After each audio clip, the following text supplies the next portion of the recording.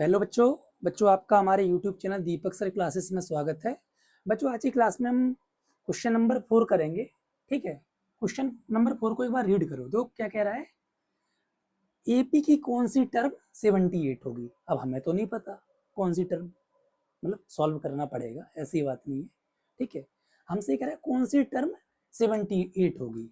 तो समझो, हम लोग इस टाइप वाले क्वेश्चंस में क्या कर लेते हैं, हम nth टर्म मान लेते हैं। nth मतलब कुछ कोई सी भी टर्म होगी, तो हम let nth term of AP will be 78। हमने मान लिया कि एपी की nth टर्म 78 होगी। तो एन वाला फॉर्मूला देखो, समझो एन वाला फॉर्मूला आपको पता होगा। अच्छा, सबसे पहले क्या काम करते हैं, ठीक है, यहाँ से देखो, पहले एयर A3 है और डी निकाल लेते हैं। 8 - 3 मतलब 5। ठीक है, हमने nth टर्म माना है कि nth टर्म 78 होगी। nth टर्म का हम फॉर्मूला लिख देते हैं। ठीक है, nth की वैल्यू कितनी है, 78, A3 है, n फाइंड आउट करना है, d कितना है, 5 है।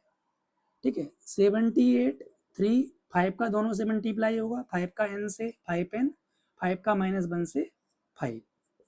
अब इन दोनों को सॉल्व कर ले रहा हूँ, तो 3 और -5 -2 होगा। ठीक है, 78 क्लियर। इस -2 को इधर भेज दे रहा हूँ, तो 78 + 2 हो जाएगा। ठीक है, तो ये आपका 80 हो जाएगा। क्लियर।